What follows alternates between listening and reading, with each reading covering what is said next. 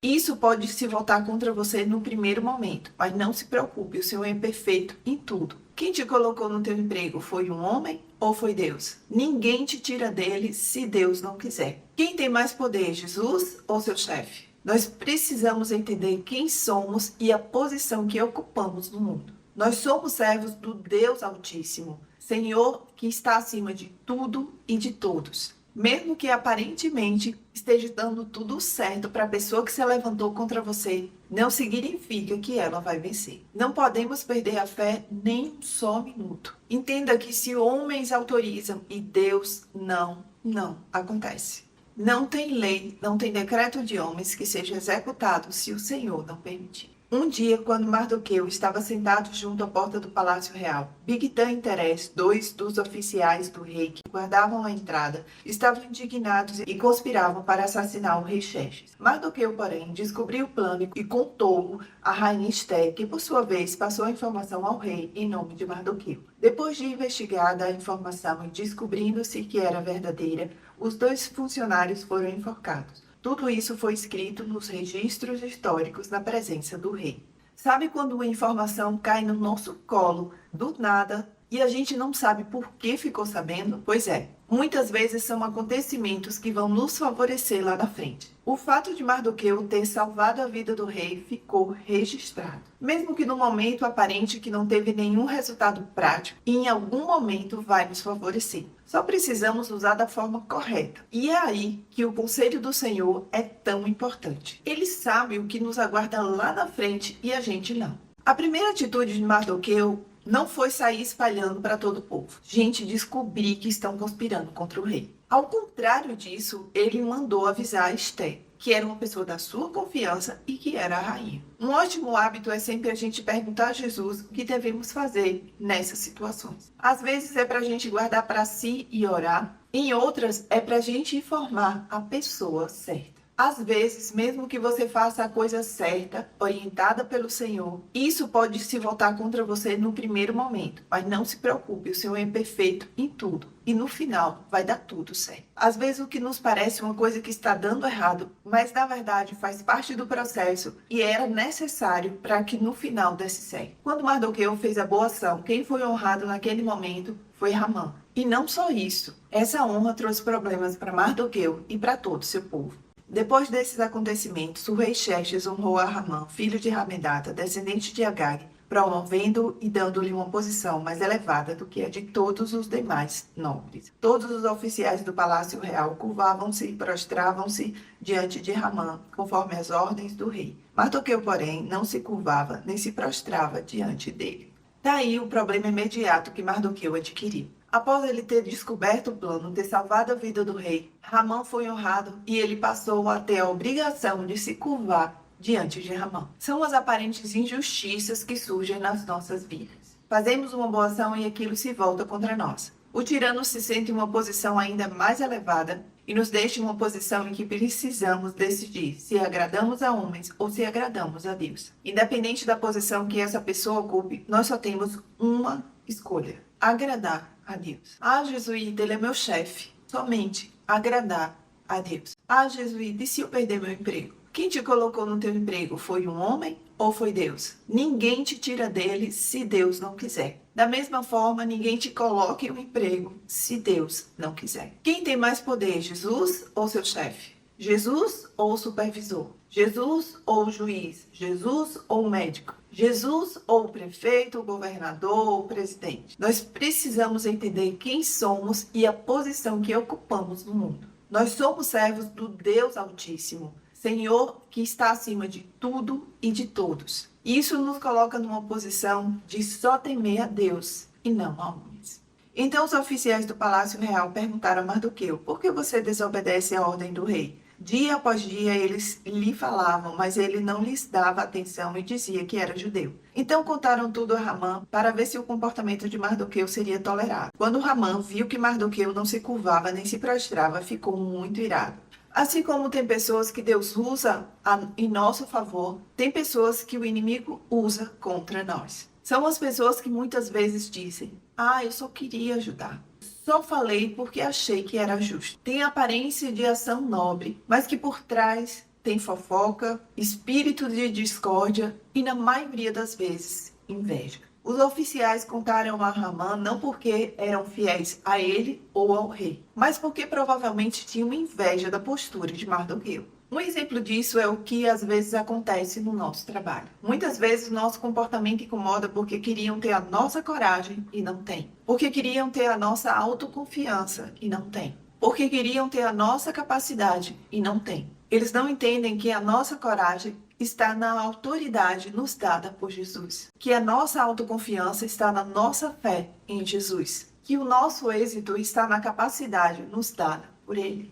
E eles podem ter tudo isso, caso se entreguem a esse mesmo Jesus. Se os oficiais só viam Mardoqueu, Hamã tinha uma visão pouco adiante. Contudo, sabendo quem era o povo de Mardoqueu, achou que não bastava matá-lo. Em vez disso, Hamã procurou uma forma de exterminar todos os judeus, o povo de Mardoqueu, em todo o império de Xerxes. Quantas vezes na história vimos a tentativa de exterminar os judeus? Isso acontece não porque era o povo de Mardoqueu, mas porque é o povo escolhido de Deus. Por trás de ações humanas desse tipo tem sempre a mão do inimigo. Em menor proporção, quando se levantam contra nós como um povo cristão, não se levantam contra nós como indivíduos, mas porque somos povo de Deus. É importante enxergarmos quando uma atitude ruim vem contra nós, quanto indivíduos porque fizemos algo de errado, e quando é simplesmente porque pertencemos ao povo que desagrada a eles. Entender isso muda completamente a situação. Quando é contra nós como povo, aí a afronta é direcionada diretamente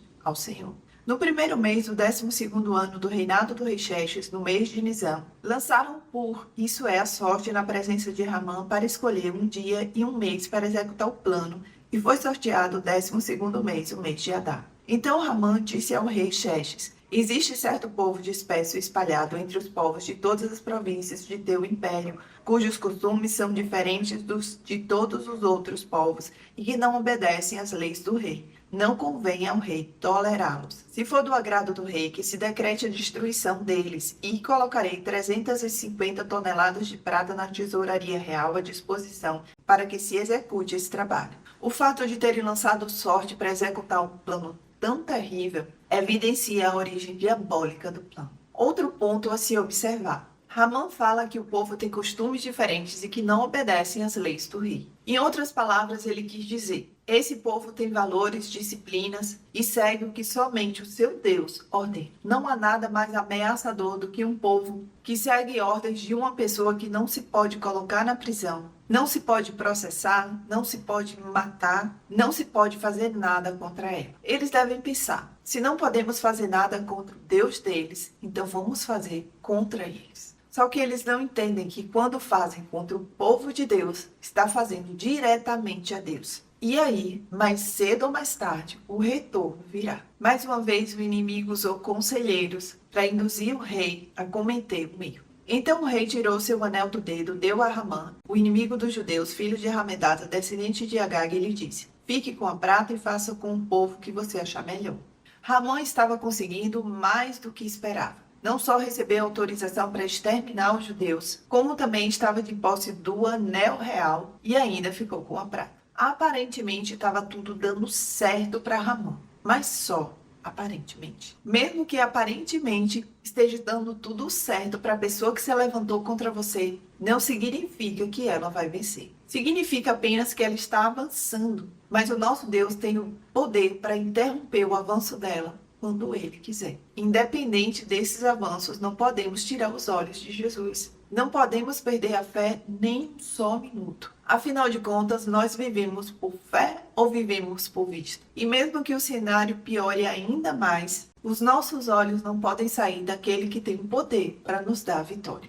Assim, no 13º dia do primeiro mês, os secretários do rei foram convocados. Hamã ordenou que escrevessem cartas na língua e na escrita de cada povo aos sátrapas do rei, aos governadores das várias províncias e aos chefes de cada povo. Tudo foi escrito em nome do rei Xerxes e selado com o seu anel. As cartas foram enviadas por mensageiros a todas as províncias do império com a ordem de exterminar e aniquilar completamente todos os judeus, jovens e idosos, mulheres e crianças, num único dia, o 13º dia do 12º mês, o mês de Adar, e de saquear os seus bens. A sentença foi dada, mas ela ainda não tinha sido executada. mesmo que chegue ao seu conhecimento que o rei autorizou. Entenda que se homens autorizam e Deus não acontece. Quando vemos o cerco se fechando contra nós, quem nos persegue ganhando mais poder, infelizmente, normalmente, tiramos os olhos do Senhor e olhamos para a nossa limitação humana. E aí, a ansiedade toma conta. Mas o Senhor diz: não andem ansiosos por coisa alguma, mas em tudo, pela oração e súplicas e com ação de graças, apresentem seus pedidos a Deus. E a paz de Deus, que excede todo o entendimento, guardará os seus corações e as suas mentes em Cristo Jesus. Ok, o decreto tinha sido enviado, mas não tinha chegado ao povo. Mas e quando chegar? Como será? Uma cópia do decreto deveria ser publicada como lei em cada província e levada ao conhecimento do povo de cada nação, a fim de que estivessem prontos para aquele dia. Por ordem do rei, os mensageiros saíram às pressas e o decreto foi publicado na cidade de Suzã. O rei e Ramã assentaram-se para beber, mas a cidade de Suzã estava confusa. Não tem lei, não tem decreto de homens que seja executado se o Senhor não permitir. Eles queriam que o povo não judeu estivesse preparado para o extermínio. O texto fala que a cidade estava confusa. Em outras versões diz que a cidade estava perplexa. Os não-judeus estavam sem saber o que fazer, sem entender por que exterminar esse povo. Mas e os judeus? O que eles vão pensar? Isso é tema para o próximo vídeo, parte 3 de Esther. Mas agora, nesse momento, o que o Senhor quer nos ensinar? Talvez Ele queira que nos imaginemos numa situação como essa. Talvez Ele queira que olhemos para nós, como nos vemos em uma situação assim. Se hoje iniciasse uma perseguição contra todos aqueles que se declaram seguidores de Jesus, como você reagiria? Você começaria a propagar aos quatro ventos de que você até já seguiu Jesus, mas que não segue mais? Ou você iria buscá-lo clamando por socorro? O que você faria? Tiraria a poeira da sua Bíblia para ler depois de muitos anos? Entraria no seu quarto para orar, constrangido por tanto tempo sem buscar o Senhor? Pense nisso. O que eu estou falando não é algo hipotético e muito distante de acontecer. Não pense que você fingir ser cristão e ignorar o Senhor quando as coisas vão bem vai durar para sempre, porque não vai. Três coisas podem acontecer. Ou você volta a buscar o Senhor e Ele vai estar de braços abertos para te receber sempre. Ou você pode morrer e vai prestar contas a Jesus no juízo e aí não tem mais o que se fazer. Ou você vai participar da perseguição à igreja na atual situação em que você se encontra. E aí? No final das contas, você só tem uma escolha.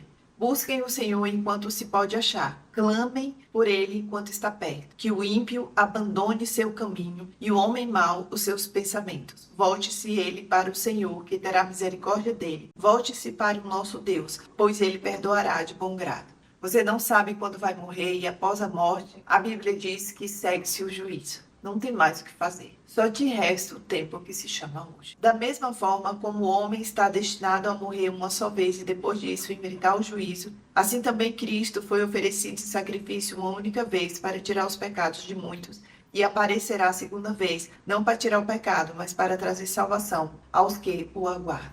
E para terminar, que o Senhor nos dê sabedoria para usar as informações importantes que chegam até nós. Que o Senhor nos ajude a não agradar a homens e sim agradar a Ele. Que o Senhor nos ajude a enxergar claramente o que está por trás das atitudes ruins contra nós. Que o Senhor nos ajude a não tirar os olhos dele um só minuto, mesmo que a vitória contra nós seja aparentemente certa. Que o Senhor nos ajude a entendermos a nossa posição aqui na terra. Que diante de Deus não somos nada, mas que diante dos homens somos simplesmente servos do Senhor de todas as coisas. Ou seja, não somos pouca coisa, não. Que jamais esqueçamos que em todo e qualquer momento a palavra final é sempre do Senhor. Um cheiro para todos vocês, que o Senhor os abençoe grandemente.